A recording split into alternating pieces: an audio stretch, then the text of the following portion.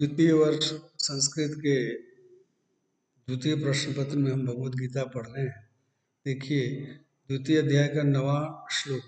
जब अर्जुन ने भगवान कृष्ण के समक्ष युद्ध में अपनी असमर्थता बताई, अपने मन का द्वंद्व भगवान कृष्ण के साथ साझा किया, मैं युद्ध नहीं कर सकता, और ये सारी सूचनाएं युद्ध क्षेत्र में क्या हो रहा है, ये सारी सूचनाएं संजय अपनी दिव्य दृष्टि से देखते हुए धृतराष्ट्र को देते हैं। इसलिए कहा संजय उवाच, क्योंकि धृतराष्ट्र युद्ध भूमि में नहीं गए थे, वो अपने भवन में थे और संजय उनके पास बैठे हुए और युद्ध भूमि का हाल आंखों देखा हाल वहीं से अपनी दिव्य दृष्टि से वो देखते हुए और उसका वाचन करते और धृतराष्ट्र को बताते। तो संजय कहते हैं, एवं उक्त्वा हृषीकेशं गुडाकेशः परन्तप न योत्स्ये इति गोविन्दमुक्त्वा तूष्णीं बभूवः।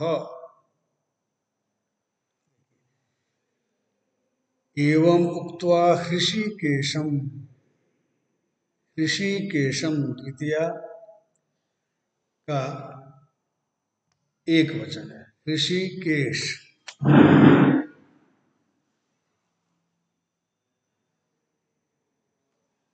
अर्थात भगवान कृष्ण का नाम ऋषिकेश, और गुडाकेश ये प्रथमांत है, यानी अर्जुन। अर्जुन को गुडाकेश कहते हैं। गुडाकेश का अर्थ होता है निद्राजित, जिसने अपनी निद्रा पर विजय पा ली हो। निद्रा पर विजय पाना सामान्य मनुष्यों के वश की बात नहीं होती है, लेकिन अर्जुन को ये सिद्धि थी, इसलिए उन्हें गुडाकेश कहते हैं। और परंतप, ये भी अर्जुन के लिए कहा गया, जो अपने परों को, शत्रुओं को तपा दे, पीड़ित कर दे, ऐसा अर्जुन। और जिसने नींद पर विजय प्राप्त कर रखी हो, ऐसा जितेंद्रिय। नींद पर विजय सामान्य व्यक्तियों को नहीं मिलती। अपने यहाँ आधुनिक काल में कहते हैं, महात्मा गांधी को भी ये सिद्धि थी। कहीं भी किसी सभा में जब वो थोड़े से फ्री होते, यानी कार्यों से विरत होते, तो बैठे बैठे भी झपकी ले, तो गहरी नींद में नहीं जाते, उससे उन्हें आराम मिल जाता था। ऐसा उनके विषय में पढ़ा है। तो नींद पर भी, और महात्मा गांधी भी कोई सामान्य व्यक्ति तो नहीं, तो मानना ही पड़ता है। आजानुभुज थे, कुछ न कुछ तो डिवाइन या देवी उनमें भी था।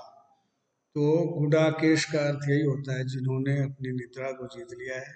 और ऐसे अर्जुन जो अपने शत्रुओं को तपाने वाले थे, उन्होंने एवं उक्त्वा, ऐसा कहकर, ऋषिकेशम श्री कृष्ण को ऐसा कहकर, न योत्स्ये इति गोविंदम उक्त्वा, गोविंद भी भगवान कृष्ण को ही कहते हैं।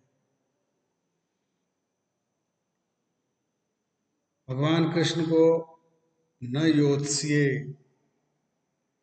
युद्धम न करिष्यामि, भविष्यत काल में मैं युद्ध नहीं करूंगा, इति उक्त्वा, ऐसा कहकर, तूष्णीम बभूव, चुप हो गए।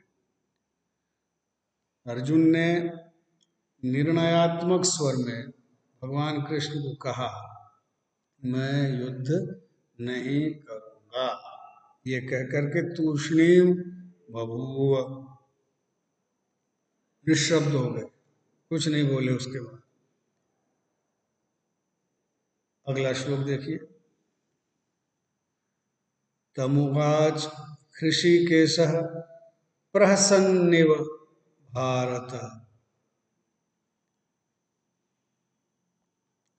सेनयोरुभयोर्मध्ये विषीदन्तम् इदं वचः। देखिए, तम उवाच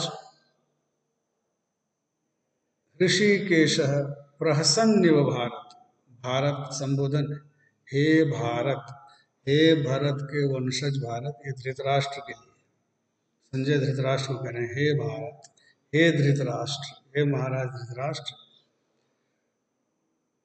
तम उवाच ऋषिकेशः, ऋषिकेश ने, भगवान कृष्ण ने, तम उवाच, अर्जुनम उवाच, अर्जुन को कहा। कैसे? तो ऋषिकेश का विशेषण प्रहसन इव, क्रिया विशेषण, हंसते हुए से, मुस्कुराकर, हंसते हुए कृष्ण ने अर्जुन से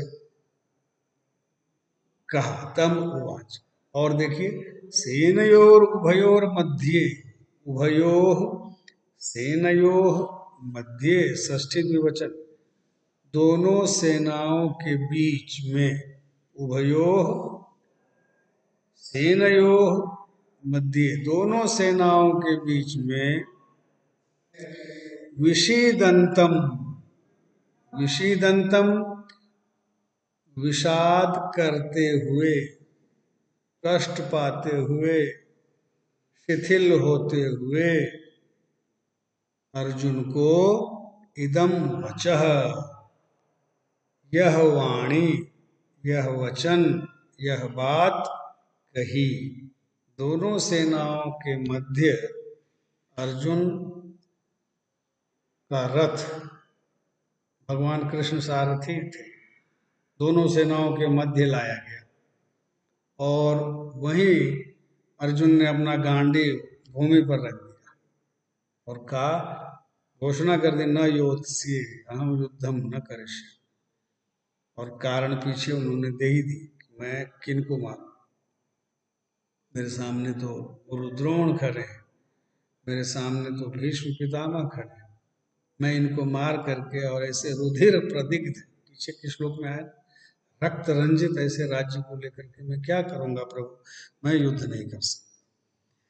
जब ये बात हुई तब भगवान कृष्ण मुस्कुराए, प्रहसन्निव, हंसते हुए से, विषीदंतम अर्जुनम, विषादग्रस्त हो रहे अर्जुन को, इदम वचः, यह वाणी कही। सेनयोः उभयोर मध्ये विषीदंतम इदम वचः, इदम वचः, वचः वचसी वचांसी, नपुंसक लिंग इसलिए इदम कहा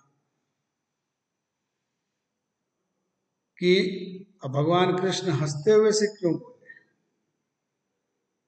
देखिए, भगवत गीता महाभारत का अंश है, बड़ा ही सारगर्भित ग्रंथ है।